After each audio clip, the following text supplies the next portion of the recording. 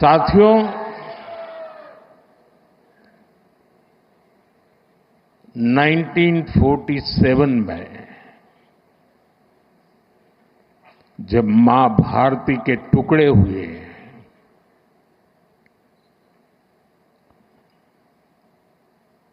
कटनी चाहिए थी तो जंजीरें,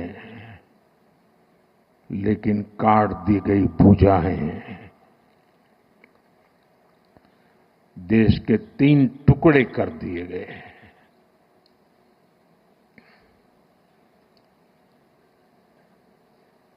और उसी रात पहला आतंकवादी हमला कश्मीर की धरती पर हुआ।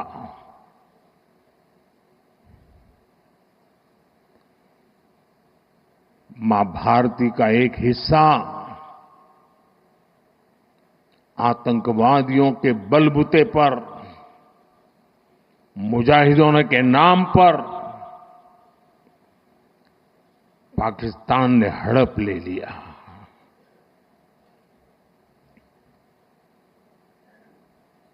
अगर उसी दिन इन मुजाहिदों को मौत के घाट उतार दिया गया होता,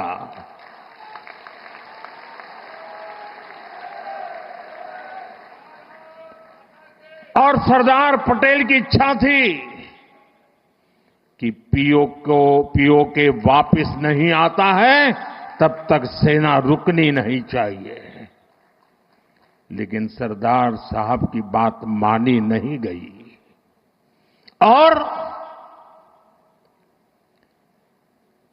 ये मुजाहिदीन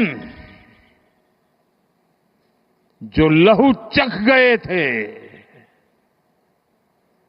वो सिलसिला 75 साल से चला है।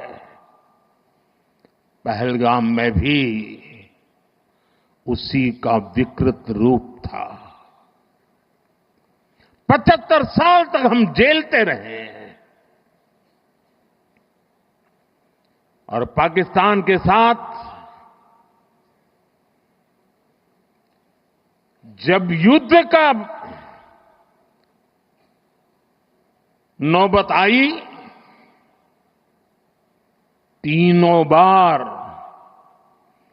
भारत की सैन्य शक्ति ने पाकिस्तान को धूल चटा दी।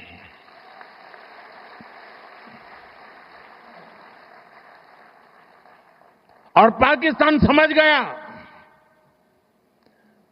कि लड़ाई में वो भारत से जीत नहीं सकते हैं, और इसलिए उसने प्रॉक्सी वॉर चालू किया। सैन्य प्रशिक्षण होता है,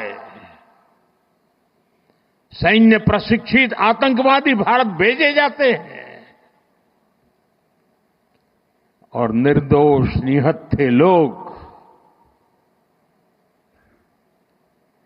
कोई यात्रा करने गया है, कोई बस में जा रहा है, कोई होटल में बैठा है, कोई टूरिस्ट बन के जा रहा है, जहां मौका मिला वे मारते रहे, मारते रहे, मारते रहे, और हम सहते रहे। आप मुझे बताइए, क्या ये अब सहना चाहिए? क्या गोली का जवाब गोले से देना चाहिए? ईंट का जवाब पत्थर से देना चाहिए? ये कांटे को जल मुर्द से उखाड़ देना चाहिए?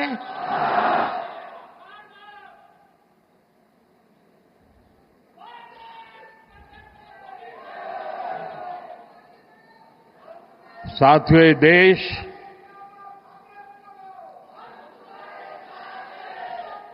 उस महान सांस्कृतिक परंपरा को लेकर के चला है, वसुधैव कुटुंबकम। ये हमारे संस्कार है, ये हमारा चरित्र है, सदियों से हमने इसे जिया है। हम पूरे विश्व को एक परिवार मानते हैं। हम अपने पड़ोसियों का भी सुख चाहते हैं, वे भी सुख चैन से जिए, हमें भी सुख चैन से जीने दे।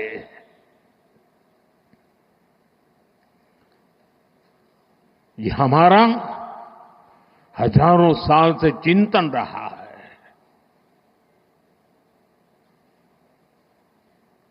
लेकिन जब बार बार हमारे सामर्थ्य को ललकारा जाए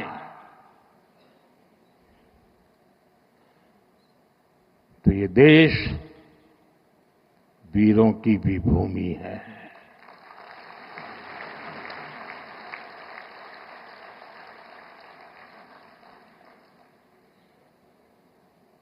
आज तक जिसे हमें प्रॉक्सी वॉर कहते थे,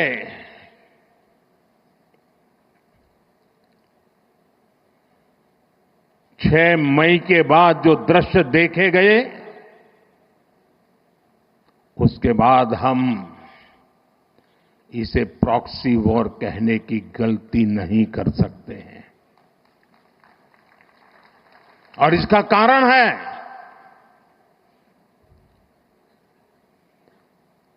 जब आतंकवाद के 9 ठिकाने तय करके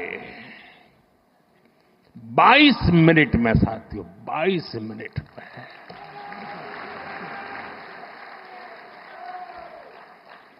उनको ध्वस्त कर दिया।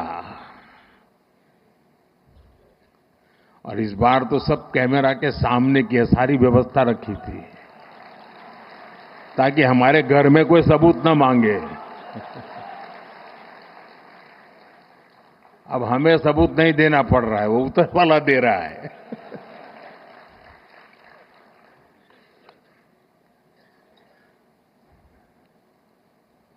और मैं इसलिए कहता हूं अब ये प्रॉक्सी वॉर नहीं कह सकते इसको, क्योंकि जो आतंकवादियों के जनाजे निकले 6 मई के बाद जिनका कत्ल हुआ, उस जनाजे को स्टेट ऑनर दिया गया पाकिस्तान में। उनके कॉफिन पे पाकिस्तान के झंडे लगाए गए, उनकी सेना ने उनको सैल्यूट दी। ये सिद्ध करता है कि आतंकवादी गतिविधि प्रॉक्सी वॉर नहीं है, ये आपकी सोची समझी युद्ध की रणनीति है। आप वॉर ही कर रहे हैं तो उसका जवाब भी वैसे ही मिलेगा।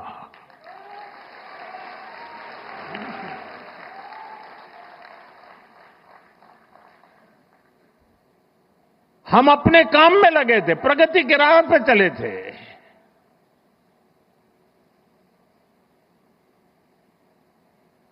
हम सबका भला चाहते हैं और मुसीबत में मदद भी करते हैं।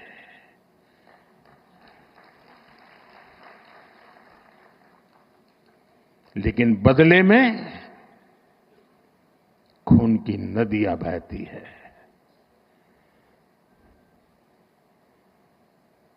मैं नई पीढ़ी को कहना चाहता हूं,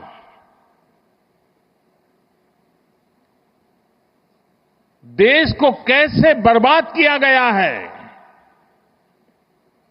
1960 में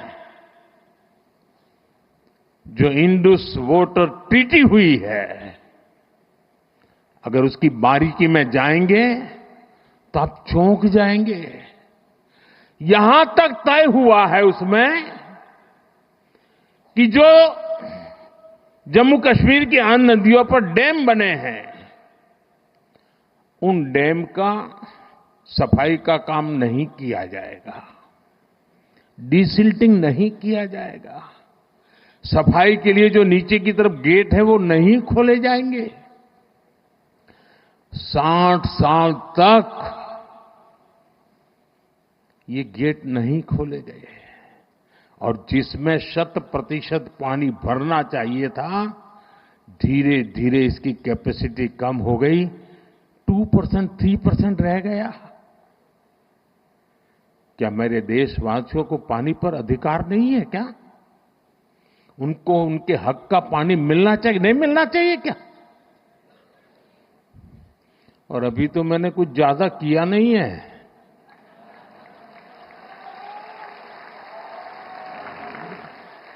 अभी तो हमने कहा है कि हमने इसको एबेंस में रखा है, वहां पसीना छूट रहा है।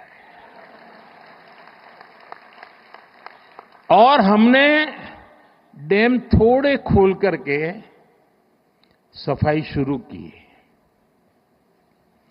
जो कूड़ा कचरा था वो निकाल रहे हैं। इतने से वहां फ्लड आ जाता है। साथियों, हम किसी से दुश्मनी नहीं चाहते हैं। हम सुख चैन की जिंदगी जीना चाहते हैं। हम प्रगति भी इसलिए करना चाहते हैं कि विश्व की भलाई में हम भी कुछ योगदान कर सके।